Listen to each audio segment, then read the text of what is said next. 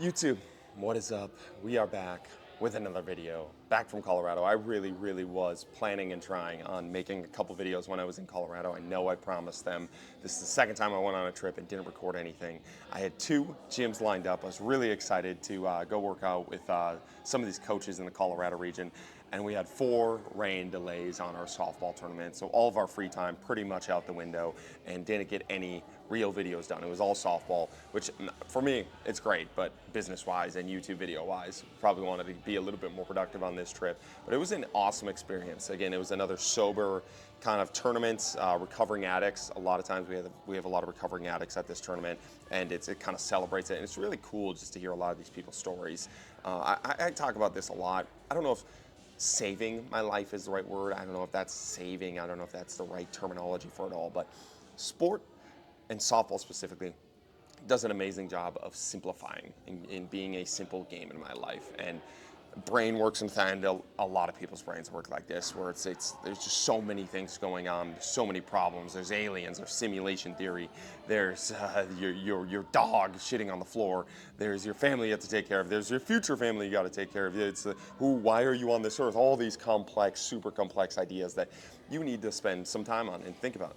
But I think a lot of times, especially in our age of social media, we kind of get stuck in this cycle of thinking about thinking and planning about planning and sitting in this complex game and this complex world where not a lot actually gets done, right? And there's no simple. There's no just going out there and doing something, right? And I think that's why a lot of times things like softball, things like sport, and for people that aren't athletes, it's things like woodworking, crafts, building something, art. It's bringing the complex world into something that is simple, that you can understand, that there is a yellow ball pitched to you that you can see and you can hit. There's a yellow ball hit to you that you can see and you can catch, and you can go get better at this very simple game, right? And I think I've been lost in my life in simple games, playing too many simple games, not thinking about the complex enough, not developing my future, not thinking about myself and who I am and why I'm on this planet enough. And I've also been stuck in cycles where I'm stuck in too much complexity. And I think a lot of the world is stuck in too much complexity. And I love simple games, playing a simple game and having these complex things going on and letting these two things kind of organically work together, if that makes sense. And speaking to a lot of these addicts, it's really cool to see that come to life, right? Like, I just heard so many wild stories. I think I told this story already on the YouTube, but there was a addict telling us a story about how when they were in 4th grade, their babysitter made them do meth with them and told them they would tell their parents if they told anybody and whatever. Like, in 4th grade, an adult was making them do meth, right? And we think about all these, like, we put labels on these people. We get mad at people for making bad decisions, and you never really look at the actions that led up to them making those decisions, right? So it's a very humbling tournament. It's a very humbling experience talking to these people and hearing these stories and just realizing how blessed you are and realizing that when you take out all the other bullshit, all the other complexity, we're all humans trying to hit a yellow ball, right? We're all humans trying to play these simple games and do these simple things and find out why we are on this earth with all this complexity going on. So it's an amazing experience. The softball tournament itself, we took 3rd in men's, 3rd in co-ed. Honestly, was surprised with the men's. I did not think we were going to place very high in the men's, and pulled that one off, so that was cool. It was kind of a ragtag team that we kind of hopped on last second. But the co-ed team, we went in with a pretty good squad. It's the squad that we won in Texas with the co-ed, and had a really good squad. Went 7-2 on the day, which was an awesome experience. Ton of games in. Went 20 for 21. One swing away from perfection. It would have been my first perfect tournament. I was looking forward to that, but can't be mad about 20 for 21. Played solid on the defensive end. It was a really cool experience in Denver because it's obviously elevated and the air is much thinner than Minnesota. So a ball hit on the line in Minnesota, it sounds weird, but a ball hit on the line in Minnesota, the humidity in air kills it. So it'll stay on the line for a little bit and then it eventually just dies and dies off. And in Denver, we were playing on 325 fences, which is 25 feet further than regulation national size fields in softball, and usually 40 feet further than a lot of the fields we play out in Minnesota, which are like 280, 290-ish, and balls were flying. I put a couple well over 325 that, I mean, some of them were struck well, but in Minnesota, I mean, it would not have been as big of a bomb. So it was really cool to like watch the difference there and how big of a difference that elevation made. But 20 for 21, swing was feeling dialed in. Still want to work on that pull side swing, so we'll be doing our softball content and continuing to develop that pull side swing. Right now, I honestly think it's a confidence thing. I'm very confident in the push swing, and I'm I don't want to say overusing, but seeing that push side probably, I don't want to say too well because it's working obviously, but it's like inside pitches I'm pushing because I'm really confident. And instead of triggering on that inside pitch and doing a better thing to the pull side, I'm pushing the ball. So small things we're working on there, but swing felt dialed, defense was dialed, feeling good. Today we're going to snatch, we're going to do some upper body, and then we got league night after. And we're going to talk about Degen maxing, and I'm going to go into these videos with a slight plan from now on. That's at least kind of the goal. Just give some topics to talk about.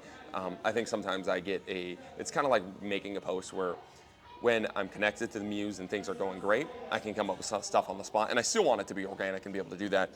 But even when I'm creating content, if it's not a muse day, if I go into my spirit walk where I create the content with just a slight idea of what I want to create content on, it organically comes through a little bit more and I'm able to develop thoughts a little bit better. Even right now I'm rambling, we're 5 minutes in.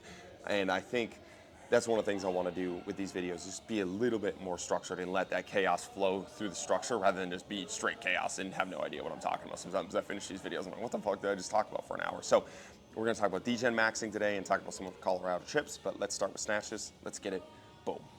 So we got day 2 of the Olympic lifting shoes. Again, I actually brought these to Colorado. I was excited to rip them out in Colorado. But day 2 of the Olympic lifting shoes in a little bit of our home territory with our home bar. We're going to see if we like them a little bit more on this ground with this bar. See if it was just a daily thing or maybe I'm just not a huge fan. I think I'm going to be a fan. I really do. I have faith in the Olympic shoes, and they look sick. So regardless of if I like them or not, they're probably just going to be my new lifting shoes. And I feel really tall in them because of the heel, man. I feel like if you're a short dude, and again, I'm 6'1", just so I don't get any hate out there. I got a lot of guys on Instagram, when I meet them in person, like, wow, you look way bigger in person. But bro, what do I put out on Instagram? I look fucking short as shit on Instagram? I don't know what's going on there. But we're going to hit these Olympic lifting shoes. I don't even know what I was saying there. You're gonna have heel elevated if you're a short guy. Heel elevation makes you feel tall. All short dudes should wear shoes like this around. They should wear Olympic lifting shoes to the club. But we're gonna hit below the knees snatches, hang snatches, but below the knees. We're gonna go below the knees, come back up. I was watching Olympic lifting this weekend and I watched the snatch competition. Holy fuck, dude. Those are big dudes throwing 400 pounds over their head, like effortlessly. It looks so fucking cool. And it actually got me hyped up about Olympic lifting again. So that was pretty sick. That was the first time I was like juiced up about Olympic lifting. And we're gonna try to look like them eventually. So let's get it.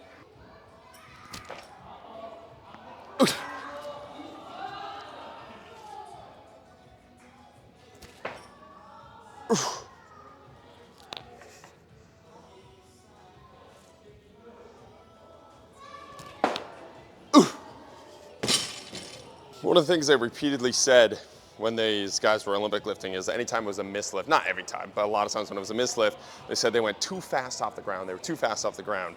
And to me, that was kind of tying in Angus's cue of you always want to accelerate, so it's slow, fast, faster into it, and not just yanking off the ground. And again, it's not something that I'm amazing at, but you're watching some of those guys, and again, it was like they were taking their sweet ass time off the ground, and then when it hit the time, it was time to go, explode back up.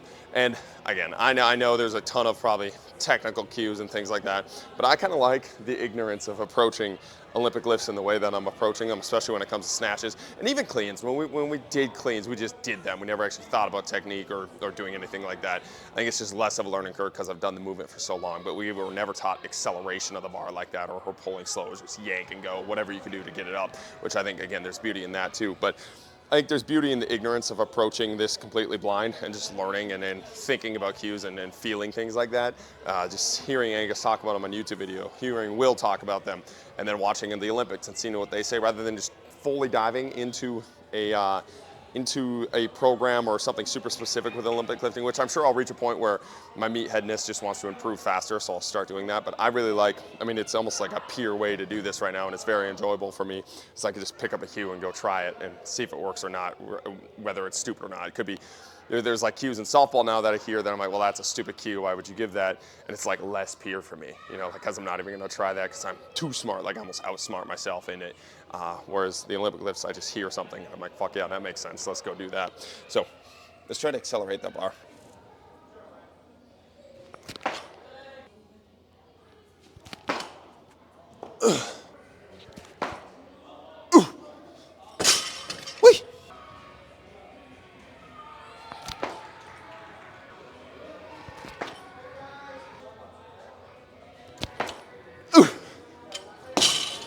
So although it was a sober tournament, one of the things that I wanted to talk about was Degen maxing. I know Noah Ryan is kind of talking about going full spectrum everything. So I think he went like smart maxing, and then he went Chad maxing, and now he's going like, I think he's going back to smart maxing, and just kind of going like fully committing to points in your life. So for Noah, it was like consuming as much information as possible, a little less focus on like lifting and being a meathead, more stretching, more flexibility, more running, everything to improve like cognitive performance. And he dove fully deep into that rabbit hole, then came back out, went full Chad mode, meat, lifting a bunch of weights, like being just basically Chad. He got fucking yoked, got jacked, then got burnt out from that. I don't know about burnt out if that's the right term, but then went back to smart maxing, going back to a little less lifting, a little bit more flexibility training. And I really love that thought process and approach to life, and it's something that I think a lot of us mess up on.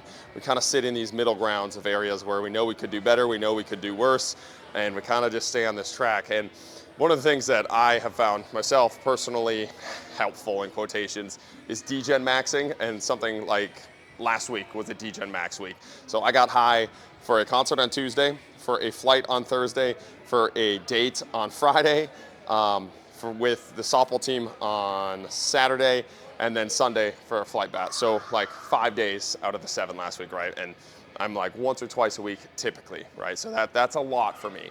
And one of the things it does is make me not want to do it again, right? I don't want to be a degen. I was a little bit burnt out from work the past couple of weeks. I was feeling a little like creativity, like block, and like wasn't really getting after it. And finished up those 5 days, and it was an amazing 5 days. It was a ton of fun, but like by the end of it, I'm like, oh, dude, I'm fucking done with that. I don't have any interest in getting high right now, like any interest in that.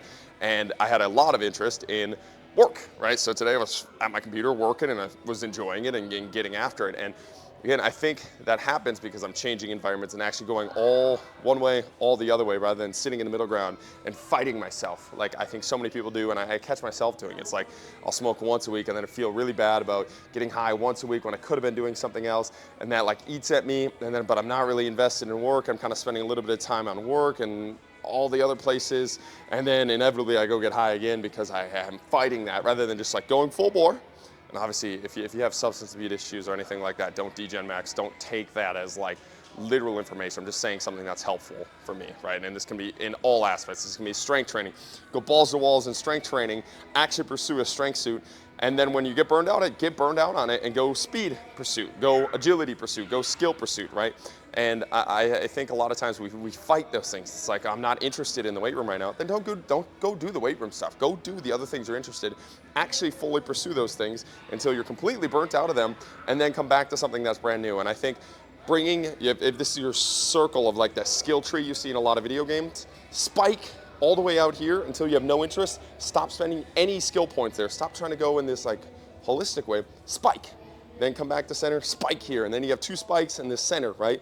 And then spike down here, and then spike down here, and then your skill tree grows that way. And it's a much faster, much more efficient way to do things that gets you out of your blocks that I think a lot of people have. And a lot of people have these blocks because they try to do everything at once, but just very minutely, right? I'm not saying give up on everything. I'm not saying never do strength work if you're just not interested in it.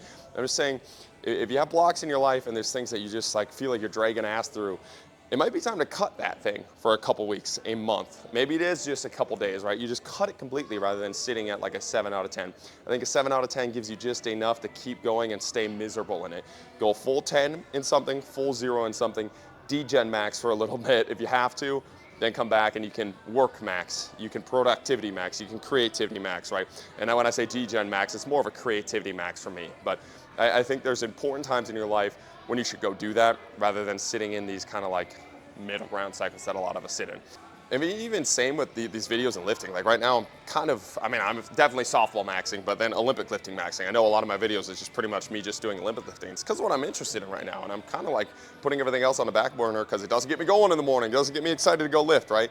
And so I'm gonna use the dopamine hit from these things and then trickle in a couple of other things, but really max out on Olympic lifts and softball right now. And then when I get burnt out from those 2 things, I can go strength max or go business max or go max in the other aspects, right? But I think there's something in us that we need to trust a little bit more. When we don't have interest in something, there's probably a reason we don't have interest in something. And we should go find something we do have interest in that moment, go max that out, then come back to the things that we need to be doing or have to be doing, then go max those things out, right? So stay out of the middle ground, go max on something. Let's go.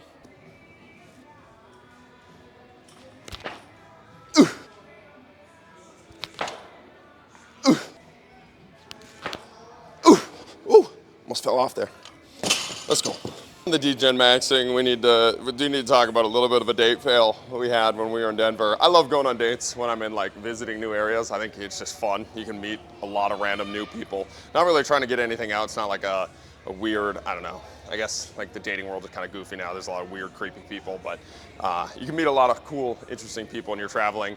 And I think it puts you in an environment where you can be weird and goofy in yourself because you're probably never going to see the person again, right? So I enjoy it. It's a weird thing that I like doing, but went on a date when I was in Denver, someone I met in Denver, and we got to this bar that we went to, and we're hanging out there.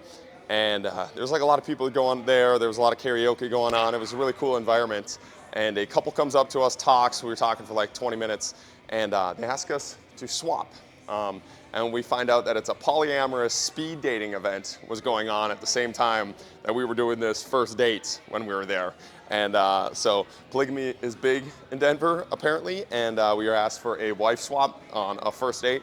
And that is the wildest first date experience I've had in a long time, possibly ever. But yeah, couple completely normal, super cool people, super friendly, a little too friendly. Our senses were down a little bit, probably should have been a little bit more of a barrier there. And yeah, we got asked for a wife swap, and we said no. We did object there, but that was a wild, wild first dating experience. Let's focus back up. Let's go.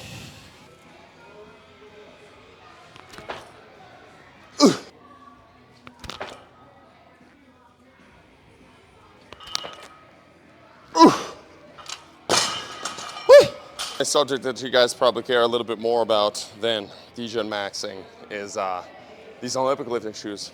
Feeling pretty solid here.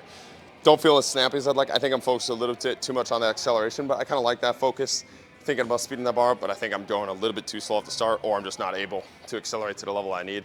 The last couple, I felt like last second, I was like, oh shit, I got to get underneath that bar. Maybe that's an oh shit moment that I want, but Olympic lifting shoes, feeling nice. Let's get it.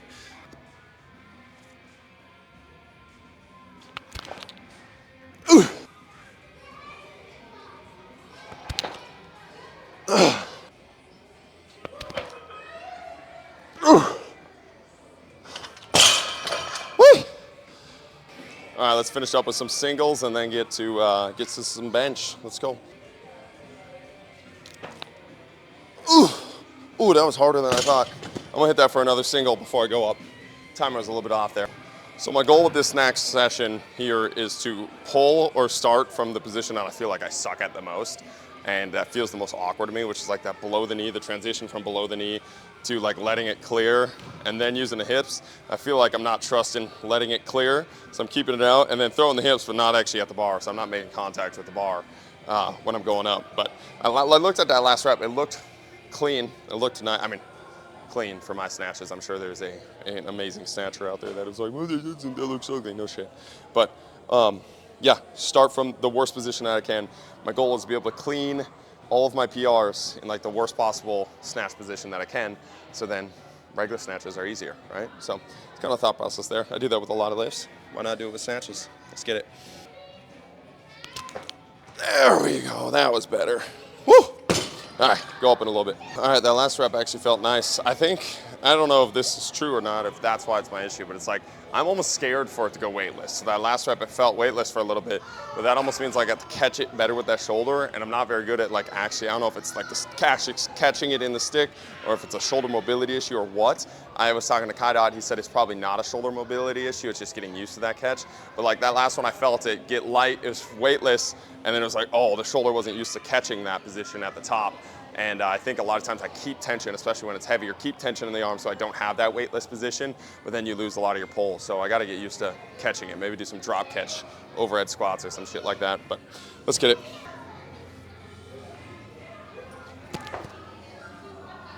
Ooh! Woo! Not my prettiest rep. Let's hit this for another single. I keep looking at the technique. It feels goofy when I'm doing it, but I look back at my technique and speed of the bar and it looks super nice, right? So I think that's obviously a benefit of having the video replay there, but I went up 5 pounds on each side, continuing to crush there. But I hope it's something like the softball swing, where now even swings that would have been great a year ago feel off. It's just a slight off. It's still a good result and everything like is good on the swing in and of itself, but it's not the perfection that I'm looking for. And maybe we're getting a little bit closer to that So obviously not perfection with the snatches, but we're going from shit to suck with the snatches where you can feel something that's just off. The result's still much better than it was even when you were great before, but now the result's just a little bit off and you're feeling that, right? So, because that last one looked good and we're nearing my my snatch PR max. So that's kind of cool. Let's get it.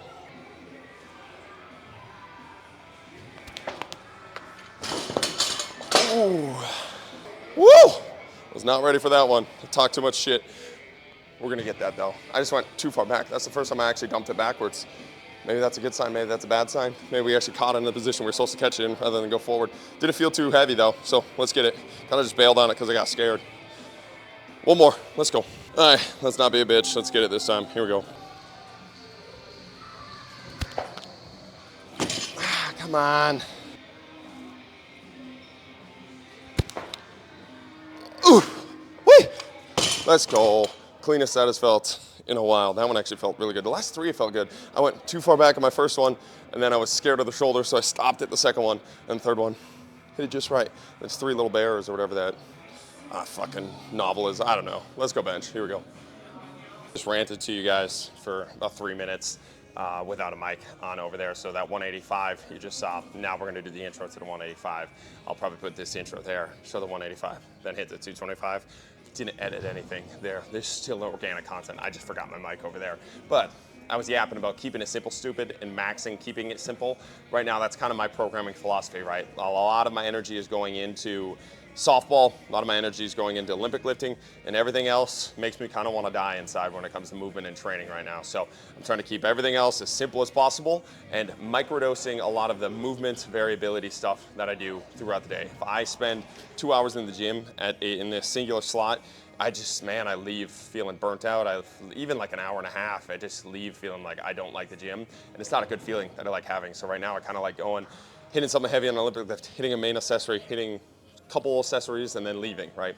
And been finding that it was working, but then I sort of missed that movement variability piece where I was like feeling stiffer, tighter, a little bit more beat up than I'd like to. So I've been microdosing the movement variability stuff, the special stuff, the special sauce that Yoakum Strength does throughout the day with my athletes. So in the morning, I'll do some crawls with them. I'll do a lot of the accessory lifts with them. I'll do some of the movement variability stuff, some of the gymnastics type movements. I'll play the games with them.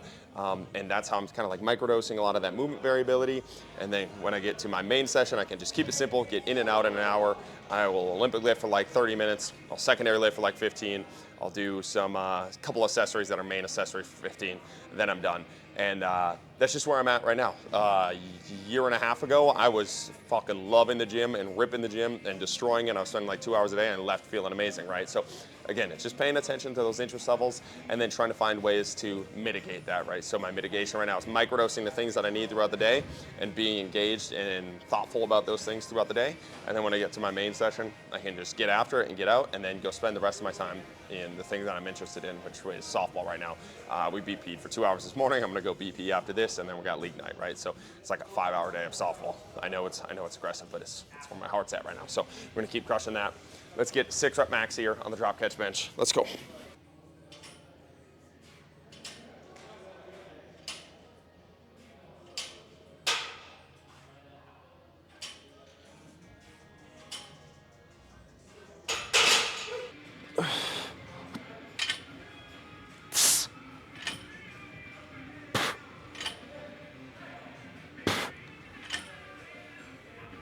Oh, come on. Come on. Oh, whee! That shit got heavy quick. We'll do it one more set there and then get some accessories in. Let's go. All right, last set here. The last one, I was feeling a little cranky on that wrist, softball wrist. I'm gonna make up a couple of, you know how they call it tennis elbow? I'm gonna call it softball wrist. Feel a little tender on those drop catches on that last set, but I think we should be able to crush this. I'm doing it in Olympic lifting shoes, and I'm really not sure if benching in Olympic lifting shoes makes me a douche or not, but we're doing it. Let's get after it. Here we go.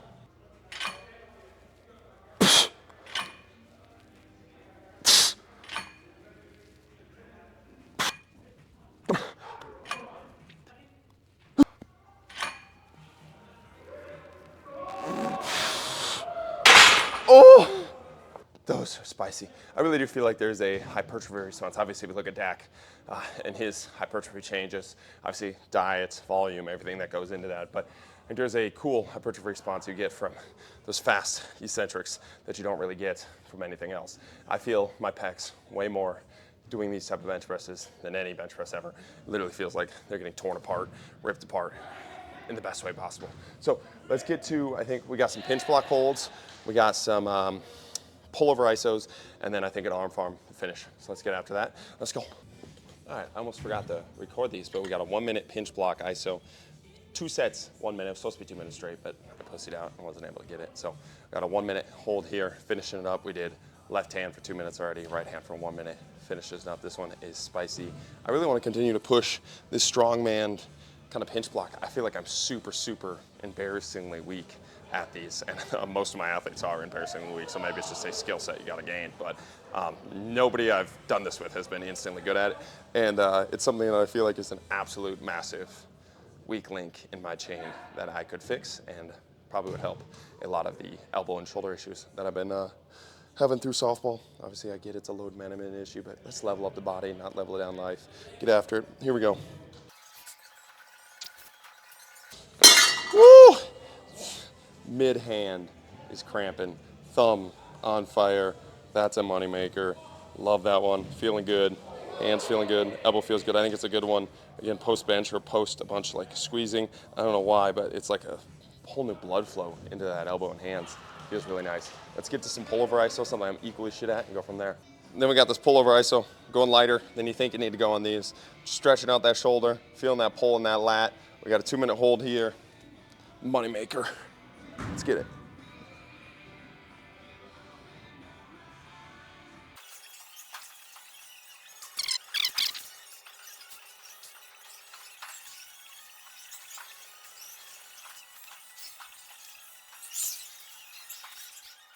Oh, that one is spicy. Woo!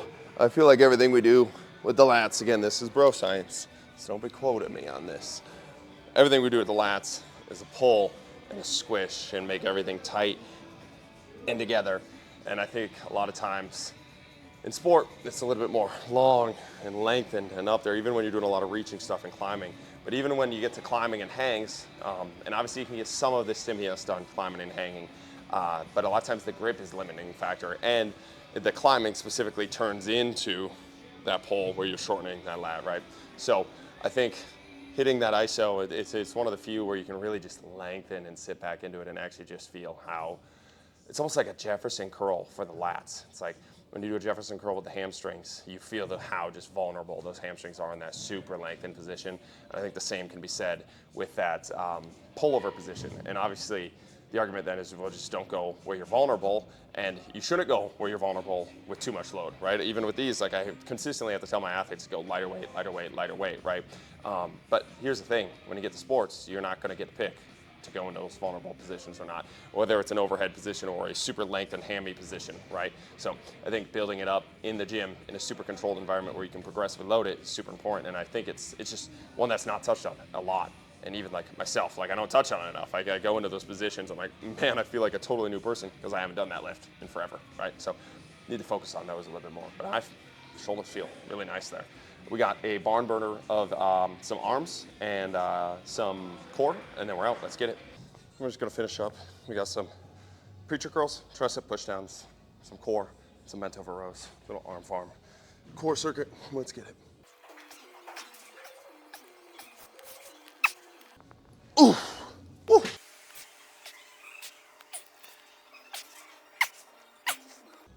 Ooh, let's go.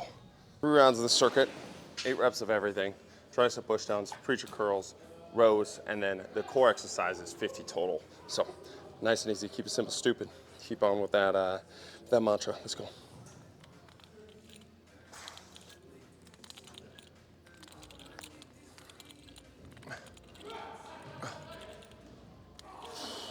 Woo. This one is a spicer. This one's nice. We're strapping up these switches. Our pole vault coach used to do these a lot. Just leg switches in the air, working that hip flexor, working that core, getting rid of the grip being that factor here. I like this one for Sprinters, just trying to get them in that lengthened position, just feel that lengthened position. Squattier athletes, that hip flexors just aren't as good at getting into that lengthened position, bringing themselves up. It's a great strengthening tool and a great feel-based tool for sprinting and just feeling that long position. So we're gonna hang here, we're gonna be up here, holding this position, then we're switching. We got 50 total reps.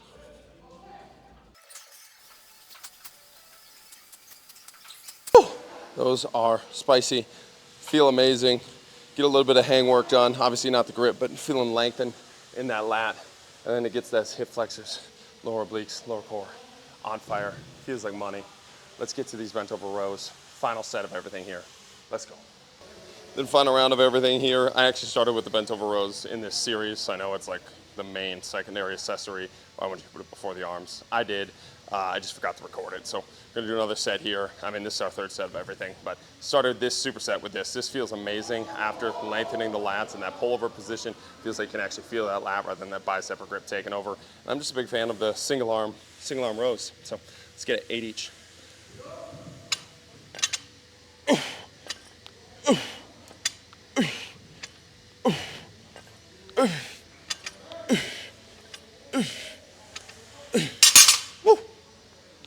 Probably a little light. Might do another set here just to get a little bit heavier, but here we go.